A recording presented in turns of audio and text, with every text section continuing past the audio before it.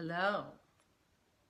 It's Friday night, and today is day 5 of how to stick with your plan. What I want to talk about today, as we do day 5, is we're going to talk about desire. Desire versus willpower. Willpower versus desire.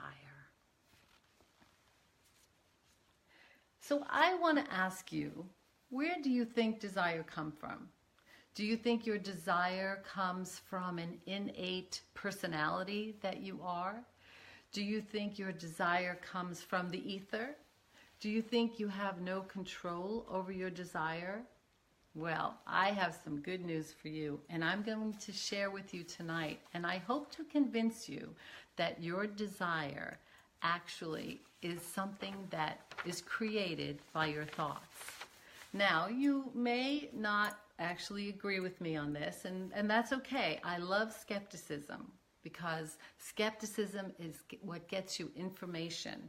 And if you can understand what it is that I'm going to teach you today about desire, I think it's going to have a big impact on how you succeed in your weight loss goals.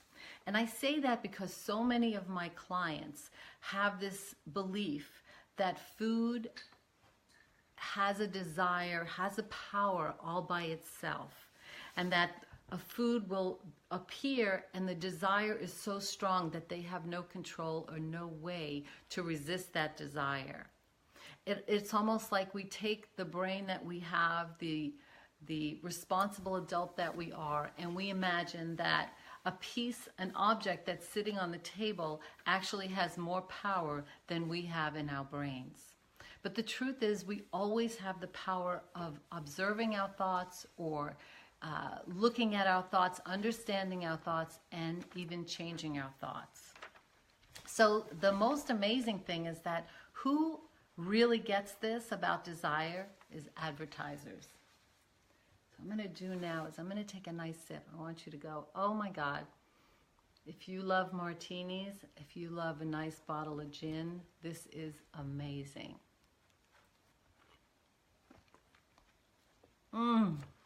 Okay. So now an advertiser will have you observe that person drinking that bottle of gin, smelling it, feeling it, and it seems so good, right? All the cues that I'm communicating is how good that is. But the truth is, that's just a glass of water, and it's not gin at all. And the truth is, advertisers understand how your brain works, and they know that when your brain, which is a pleasure-seeking machine, sees that food and it looks so good, you will want it. Now, the other part is that manufacturers of food they're brilliant, and they spend billions of dollars because they want to get inside our brains. And how do they do it? They put us in a laboratory and they create the most incredible, satisfying, appetizing food that hits all of our senses. It's got the perfect sweet, it's got the perfect salty, it's got everything that we want. And so when we eat this food, our brains go woo, and it's just the dopamine rush that comes. And so of course we want more and more and more. And how do they sell us this food? This is so interesting. So I want you to know that if you look at food like on TV, okay, I did a little research, and so initially when advertisers were first starting out, they actually tried to satisfy the needs that we had, and in satisfying the needs, they were able to communicate what we needed, and they wanted to provide the need. Then there was a shift in the philosophy of advertising, and then it was about desire. They learned about the psychology of desire and how we have this strong desire, and the desire connects to emotions, it connects to memories, and in many cases the brain gets lit up with this desire. So now it's interesting because now advertisers are changing that philosophy, and they're moving towards expectations and actually providing beating all the expectations you have, that we have such high expectations of things. We need them quick. We need them to taste the best. We have so many expectations about things, about life, is that now, in fact, that's the way the advertising is moving in that direction. So, but I want to share with you, so when you watch on TV and you see that bottle, you see they're showing you a beautiful breakfast cereal, right? And that breakfast cereal with fresh fruit, and the fruit is bouncing on the milk, and it looks so delicious. But I want you to know that in reality, when they do that commercial, that milk will actually make that cereal very soggy. So they actually use white glue. And when they show a piece of hot apple pie fresh out of the oven, and someone's standing there and they smell it and it's so good, and it makes you desire, you create your desire because you're thinking, oh my God, that apple pie, it looks so amazing. You know what they've actually done? They've actually taken a tampon, soaked it in water, put it in a microwave, and it's stuffed in that apple pie. So the steam coming off of that apple pie is actually a tampon soaked in water, steaming from the microwave.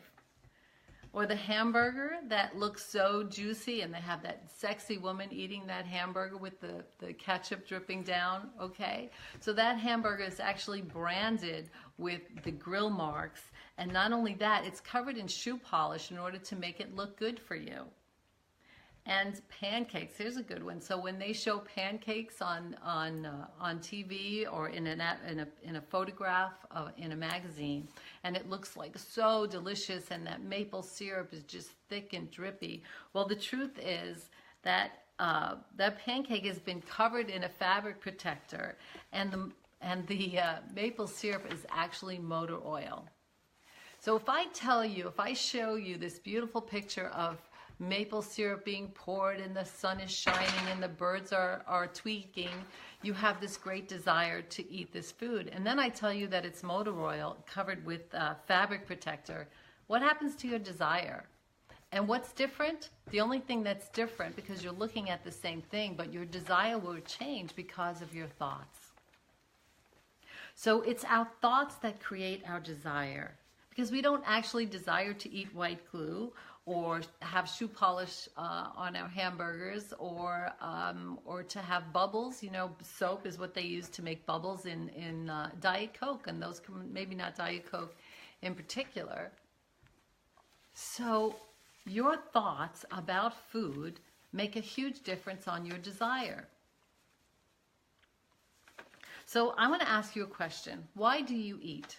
Do you eat for nutrition, for energy? Do you eat for optimal energy and the ability to do the things you want to do? Or do you eat for entertainment? Do you eat out of boredom? Do you eat because you want to hang out with people and you think eating and overeating together gives you a connection with people? Do you eat to go unconscious? I want to tell you that if you think about using food and eating for pleasure, for distraction, and then let's look at your life. What does your life look like? It looks like work. It looks like obligation. It looks like you're doing things that you're supposed to be doing. You're keeping up with the news. You're zoning out. You're squeezing in time with friends and family. So this is what happens. So when you have food used as entertainment and life just really being a drudgery, what's going to happen is you're going to be overweight. Your health will be compromised. You're probably going to go have lots of mood swings. You'll be stressed out, and you just won't be able to keep up. So part of the problem with keeping and maintaining the desire for foods that aren't healthy, the desire to use food as entertainment, is that the end result is a real negative consequence for many of us who struggle with food and who have spent so many years trying to figure out the situation or the problem that we have with food. So let's just say future state that we would like to have is that we would eat, or let me ask you this, is this something you would consider? How about eating for nutrition? How about if you ate for optimal energy? How about if you ate to have less pain in your joints? If you ate so that you would be self-sustaining as you got older? If you just ate because you wanted to feel better? And let's say your eating is for optimal nutrition. It's eating food that you know is good for you. And then your life, okay, let's say your life is filled with energy. Let's say your life has got lots of pleasures. You're having fun. You're not stressed out all the time. You're spending time with your family. You're being connected. You know how to take your life and de-stress from the things that are going on in your life. So you have food in one place and you have life in the other place. Right now, we get it all mixed up. The food, because of the desire, because of the advertising, and because of the way our lives are set up, we don't stop. We kind of just don't stop and take the time to figure out what the heck is going on. So what I want you to do is think about your desire. So I want to give you a technique of a way to change your desire. So first thing, I think it's important to educate yourself about why you would choose to eat healthy food. So recently I saw someone doing a little experiment, and he took a tooth, like a baby tooth, and put it in a glass of cola. And that tooth disintegrated. And then he took that cola and mixed it with milk, and you can see it turned this really nasty color because the calcium in the milk really didn't bind with the cola. And so the result is that you could just see that what we are ingesting this cola, so many people are drinking sodas and it's so bad for us. But why do we do it? It's like we're not really conscious, right? So if you are conscious, if you educate yourself, maybe you would make different decisions. But you know, you go to the movie theater and they have on the screen, big as life, that bottle of, first they have the popcorn that fills up the screen, right? It looks gorgeous. It has that. If they could put the smell of popcorn in the room, they would do it, and that would actually make us want more popcorn. And then they have this photo of a glass of soda, and the bubbles and the sound is just so enticing, and you know, everybody's going to run out and buy some soda. It's because it's creating desire. And it's creating desire because of our thoughts. So we're thinking, oh, that looks so good. That's so, that's just going to be so refreshing. It's going to feel so good. So I want to share with you a model that we use in my coaching program. And so it's a model based on what Brooke Castillo has created. And the model says this: we have a circumstance. And let's just say the circumstance is that I eat food, okay? That's my circumstance.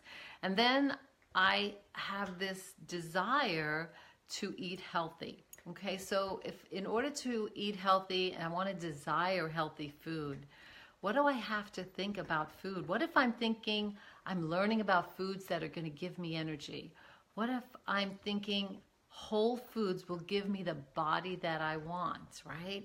Whole foods will make me feel better. When I start thinking about food that way, I get this desire for it. And once I have this desire, what am I going to do? I'm going to choose that food.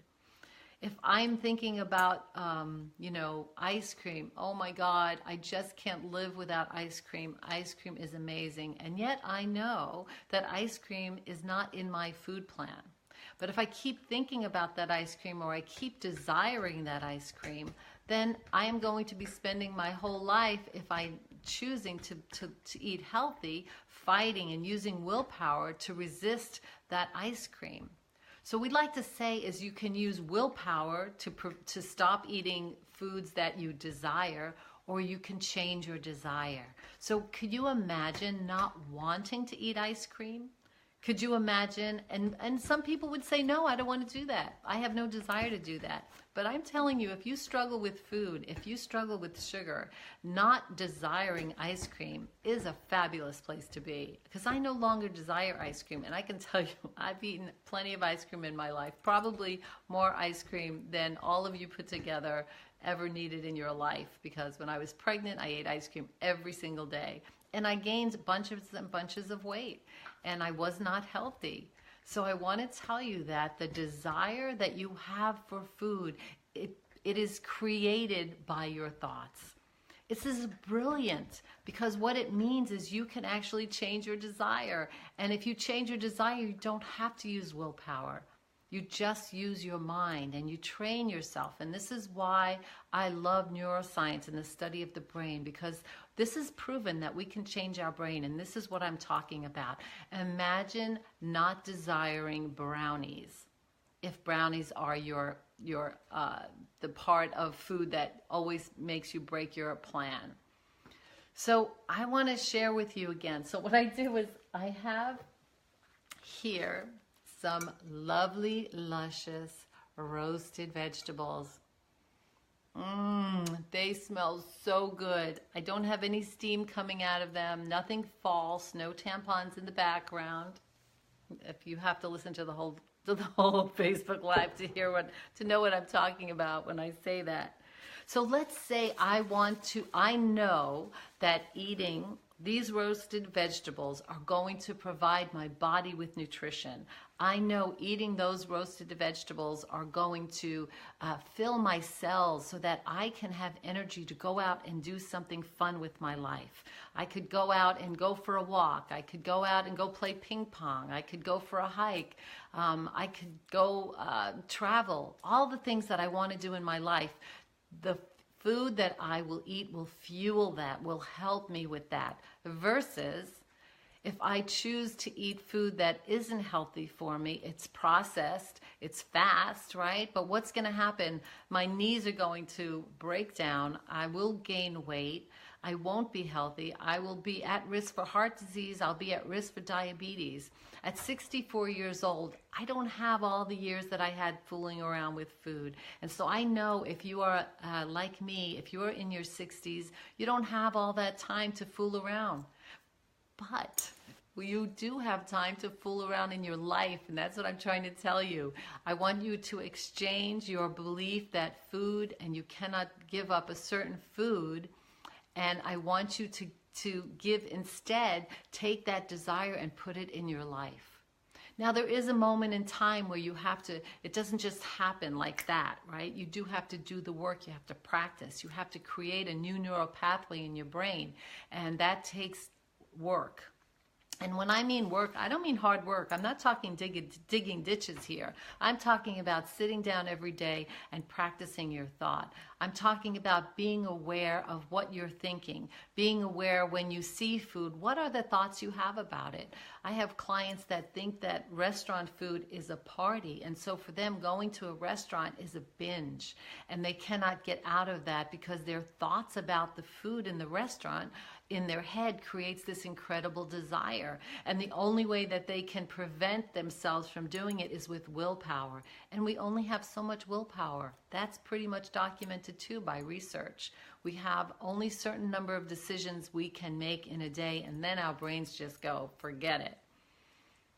So we know we have 50,000 thoughts every day, and I want you to become more aware of more of those thoughts, and I want you to understand that you have the power to change your brain because you have the power to choose your thoughts. So, can I convince you to change your thoughts, to look at roasted vegetables, to look at a salad with lust and love and desire? And the way to do that is to say, man, I want my body to operate at optimum speed. I want to have energy. I want to be, I just want to enjoy my life. I want to feel better. And that you can do by changing your desire. You can learn to desire these things. Now, I don't know about you, but for someone who struggled with food for so many years of my life, I used to look at people who would automatically work out or run, and they never had problems with weight or with food, and I would think, wow, I wonder what they have. It's like they have this magic power. But now you have the magic power. You can change your desire, and therefore you can learn to love, but you have to be willing to learn. You have to be willing to be open. And I say it's worth it.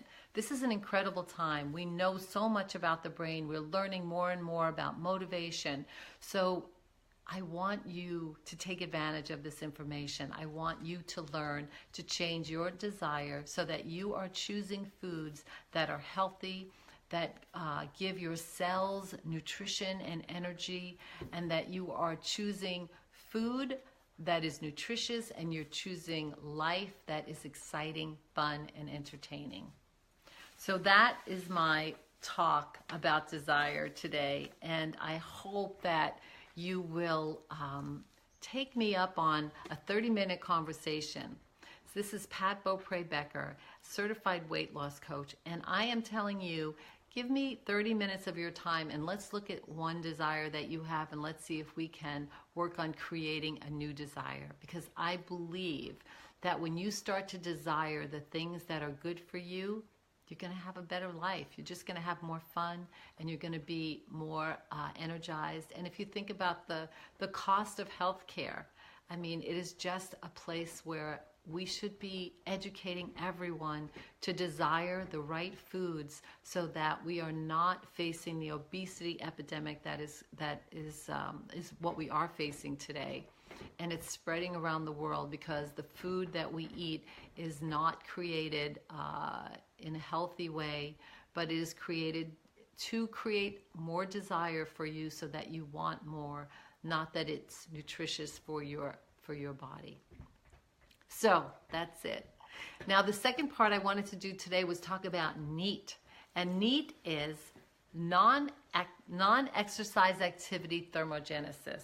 And the wonderful thing about NEAT, if you are like me and exercise isn't exactly your, although I do want to desire to exercise more, and I am working on my desire to exercise, this is true, and NEAT is a great way, and it has been really helpful to help me do that. So what is NEAT? So NEAT is the activity our great-great-grandparents used to do, and in many of the blue zones, people who live to be 100 still do. So NEAT exercise means just moving. It means when you sit in your chair and you move around, when you get up and you walk, when little things that you do which are just moving. You just want to keep your body moving. And by doing NEAT and making NEAT a part of your life, you can add, I think it's up to up to 10 pounds a year that you will lose if you just stop sitting around and not moving.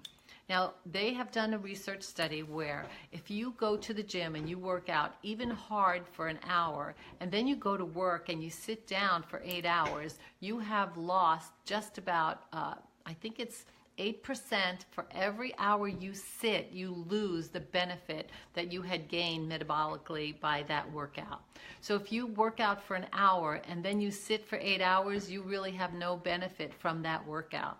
So what would benefit you is to keep moving. Every 30 minutes, just get up and walk even for 30 seconds. 5,000 steps. Lots of people are wearing their Fitbit and they're getting steps. So if you can give yourself a goal of getting 5,000 steps each day, that's part of NEAT. Also, they suggest that you take a plant, you buy a plant and you keep it in your desk area. And why would that be? Because when you see a plant, you have to nurture it, you have to water it, you have to care for it. And that's what we have to do for ourselves and for our bodies. We have to nurture it. So moving, it inspires us to, and not to mention the oxygen that is for having a plant inside is also really healthy for you. But they have done studies where when there's a plant in the area, people do better. They actually have better, a little bit more well-being. It kind of brightens up the mood. So of course I know many offices where there are dead plants sitting on people's desks, and I'm not sure that's the right thing. I think you have to find the right plant that takes just the kind of care that you can give it. So if you can just stand up more during the course of the day, if you have a phone call to make that phone call and walk. If you have a meeting with somebody, make it a walking meeting. If you can just add continuous movement, remember the older we get, the more difficult it becomes when we are sedentary to get ourselves up and moving. So we have to just keep moving. And again, just getting up every 30 minutes and walking around even for 30 seconds is a good way to get started. So no matter where you are, I mean, you could be a runner, you could be a marathon runner, but if you don't have exercise in your life, if you have limited exercise in your life and you realize you're sitting down for 8 hours, 6 hours a day, I want you to know that going to the gym for 1 hour is not going to benefit you if you're sitting down for 6 to 8 hours every day. So that's part 2. So I want you to get neat. I want you to start using, a movement, just get moving around the house. And I want you to consider changing your desires, or at least looking at your desires. And thank you so much. This is Pat Beaupre Becker. This is support for how you can stick to your plan. And I will see you tomorrow. Bye-bye.